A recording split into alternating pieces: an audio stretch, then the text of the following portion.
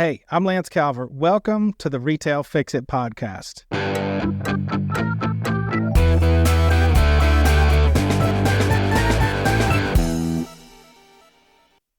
Retail Fix-It is a nationwide facility maintenance management company. Facility owners, we can handle all trades anywhere in the country. Every one of your locations is all centralized with Retail Fix-It as one single partner for your maintenance and repair needs, your repairs in all trades, your PM programs, HVAC cleaning, all centralized, your projects, remodels, rollouts, expansions, all of it under one roof, centralized with a real partner that's looking after you and fighting hard to get these jobs done with timeliness, cost, quality, and communication. We handle it with a lot of technology that keeps our team out of transactional back and forth, so we don't have to have a huge team to handle a huge amount of jobs. Lowering the cost, moved up into compliance and making sure the quality and stuff is happening because we have the time to do so, because the transactional stuff is handled with a smooth system that we've spent years and years fine-tuning and developing that is finally yielding results, that all that is passed on to you through streamlining. And so we're really a technology company because Retail Fix-It has been working for 10 plus years nonstop with an in-house software development team, creating processes, the science of facility management meeting the science of software development in a way that truly has studied and streamlined all of those processes to where the transactional stuff is automatic and we don't have to pay people to do that. The vendors are enjoying that because we understand that these service providers have a job to do if they never had to click the first button on their cell phone to check in or accept a job or upload a picture, etc., upload an invoice, all these different things. They are enjoying Retail Fix-It system because we are literally obsessed with ease of use for the service providers, because that is time and money that they will charge us, which we'll have to charge you if we don't do that and accomplish that for them. So I'm giving away the trade secrets here, but that's what this podcast is about, is just exposure and community and really transforming the industry. But Retail Fix-It is streamlining to the point to where ease of use for the guy out there doing the job becomes such a reality that we get the best vendors because they want to work for us. There's people in this company, including myself, that were in the field and we were techs and vendors, and that's kind of why we know this stuff. There's only so many service providers in a town, and there's only so many service providers that are quality in a town. And there's only so many of those quality service providers that want to work in national facility maintenance, are really outfitted for national facility or for facility maintenance to do repair service work. If you look at it, you've got a few different national companies that, maybe in some sense, they're all kind of vetting from the same pool of service providers. You have to be the best company for them to work for. Like, you don't have to be, but if you want to win, you better be the best company for them to work for. And there's bad ones. We've got to hire the good ones, the great ones, and the ones that are grateful and the ones with a great attitude. But once you find those, you want to make their life as easy as possible, because that's what partnership's about. If they win, we win, because we're delivering that stuff upstream to our customers, and they had the right communication, the right data sent to them to be able to comply with whatever the repair need is, and maybe some peripherals as far as like, call this number before you to talk to this guy or whatever, right? Before you start the repair because he knows about it, or just logistics. So getting involved and staying involved with the service provider experience is something we've done for over 20 years, but we've spent over 10 years literally with an in-house software development team. I'm one of the main designers on the team for 10 years plus, and I work with my team to glean from what's really happening in the field, what's really happening as an account manager behind a desk, and all those parties delivering data to where we take those to the software teams, design and implement. And this has been going on for years and years and years. And so the ease of use in the customer portal for our clients, they love that they can put a work order in under a minute. On the dashboard they log into, they can see all their open tickets. They don't have to go find them somewhere in the system. And there's a comparison view of the state of every job. But even if they never have to log into the system, the right people in your retail corporation or whatever, restaurant chain or whatever our customer is, the right people are getting the right proactive emails sent to your inbox of the state of your projects too. And just these little bitty repairs too, like jobs. You're getting an ETA date set and time, whether you want that to your location manager and your regional manager and corporate, or just one of those three people in your organization. All that workflow comes to you proactively, so you don't have to live in the portal. Plus, monthly touch points. I mean, that has revolutionized things. We do it with every customer. We get on the phone with them monthly. Scully is my quality control client retention sort of manager, and he enjoys those. He gets on with them. There's always information passed back and forth up from our team and back down to our team after those calls, and that keeps things going on that level too, on a monthly high-level view, to say, hey, how are we doing out there? How's it looking to you guys? What's the accounting department feel like? And then internally, our admin team is enjoying the technology and the ease of use of the stories coming to them. What I mean by stories coming to them is when the tech is accepting the job and setting the ETA and checking in and checking out, uploading their estimate properly and all those things, that stuff is fed in a streamlined way to the right department in our company, in the right dashboard, in the right way, to where our team is able to very effectively manage their time. And it's kind of a story being told to them at the right person, the right way, the right information. They've got interactive tools to auto-create customer estimates, customer invoices without having to type or do double work and these kind of things. So that was a big intro.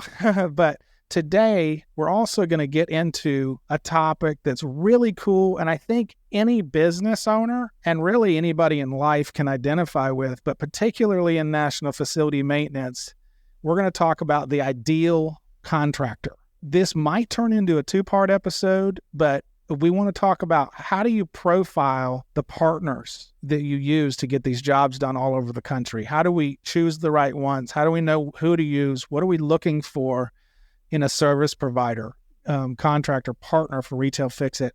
How do we find them? How do we vet them? How do we keep that quality? How do we find the right contractor? The right contractor might not be the strongest in every area, but they're the strongest in enough areas to where it's worth figuring out the area that they're weak in. And that's kind of the secret thing we're going to talk about today. So first of all, there's a few different contractors.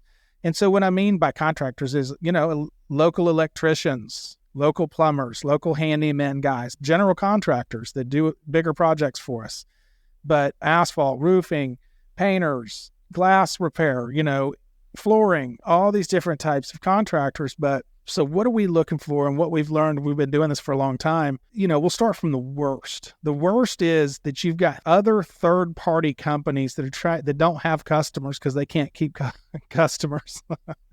And so they try to creep into companies that do have customers and get their jobs and then sub them out again. Another third-party company trying to become a company into a national facility maintenance company, trying to get your work and then subcontract it to another person again and creating a fourth-party situation. That's a nightmare. So you have to make sure that whoever you're using as a national facility management provider, like Retail Fix-It, has a process in place to make sure there's not any other third-party companies working for them. That's the first and foremost thing you want to avoid as a customer of major retailer, major dental chain, major medical chain, or whoever that has multi-locations across the country that needs our services. Number two, maintenance companies. I'm not saying those are bad. There's maintenance companies and they've got maintenance in the name. There's maintenance companies that turn a lot of work orders and they have, they may be subbing out themselves some, and they've got techs all over a region or whatever. It's not so much as trade specific, right? It's not so much a guy that's really got a handle on things. They're sort of like the other third-party company, but they're a little more regional or a statewide or something like that. So look, there's some of those that are just fantastic. So I don't want to group think those guys or anybody really, because you can't really get into group think and be completely fair. So that's the third part we'll talk about, is you've got these local trade-specific companies all around town, kind of like the guys you hire to come over to fix something at your house that's an electrician or a plumber, except they're more into commercial work, like the service work that we do. Some really big ones do good, some middle-sized ones do good, and some of the really small ones do good. So the strengths they have is they're trade specific. They're sort of journeymen. I mean, you send an electrical job to an electrical company, he's not going to be fumbling and trying to figure out what he's doing. He's going to get right to it. He's going to target the problem. If it's a bigger electrical issue, it doesn't matter because he's an electrician and they typically have. But you know what? I'm just going to go ahead and fast track and move right into the ideal service provider for Retail Fix-It for your company as a customer of ours. And that is the small, you could call him the one man in a truck electrical company or plumbing company. And here's why. These guys, they started their company, with their own two hands. They're obsessed with high quality and they just won't hire a bunch of people to do the job for them. They don't hire a bunch of plumbers to work for them because they're obsessed with it getting done right. They might hire one or two and see how they do and keep them if they do great. But if they don't do well, then they'll just do it themselves. And these guys are amazing for several reasons. Number one, the one man in a truck style electrician and plumber, handyman, even the contractors that do projects, the guy that owns the company is the guy that's going to the site. Or, he can be a 2 or 3 or 5 man company or a little more than that. But the smaller they are, where the owner has still got his hands in these jobs, is the ideal service provider on so many levels. He's reading the work order. He understands that nothing's going to go right on its own. He's got years of experience under him. He's going to the store himself. So he's cutting out all of that apprenticeship process of having technicians that he's hiring and dealing with employee stuff. We're communicating with the guy that's going to be calling us from the store, not some 2 layers between, him and his secretary and then the location technician. When you've got the one man in a truck guy and he's the one on site and he's calling you for additional approval on a job, he's taking pictures and sending them to you real time.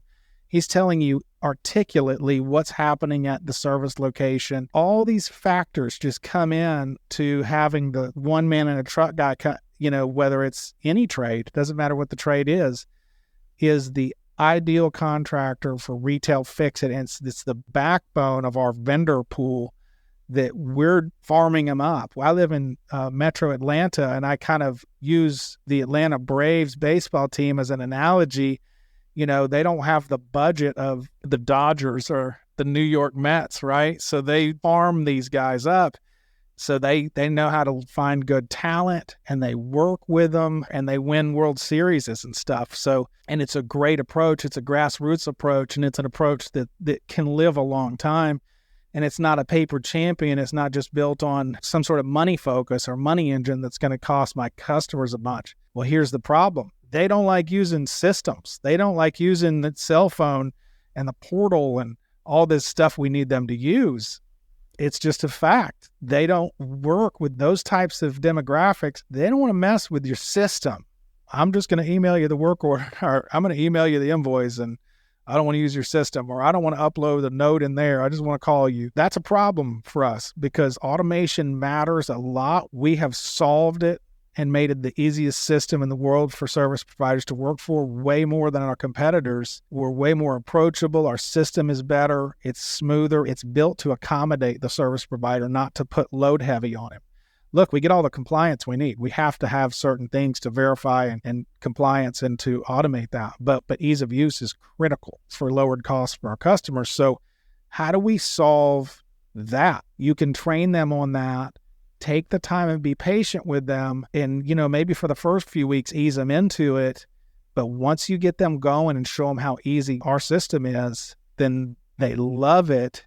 And now you've got the ideal contractor. Now we have the power play to be the best national facility management company in the industry for our customers. That's some really good behind the scenes data. It might sound simple, but it's maybe 25 plus years worth of stuff leading up to it. And it's been amazing kind of building those relationships with the grassroots guys, and working with them to get them into system use and those kind of things. We're going to talk more on the next episode about how to keep those guys, how to empower those guys, and how to move into other compliance areas that just continue to pour gasoline on this high quality, revolutionary new beginnings that we're bringing into national facility management. That's it for today.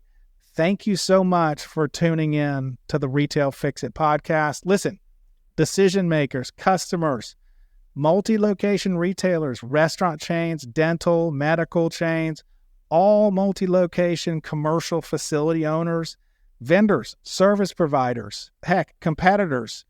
Like and share and subscribe, ring the bell, do something on one of these platforms. Get involved. We want to build community. We want to build conversation. And we want to see what we can do in the business realm of America to bring life back into it as restoration is coming for our whole country in ways that are just going to blow everybody's mind, which is much needed. It's very important.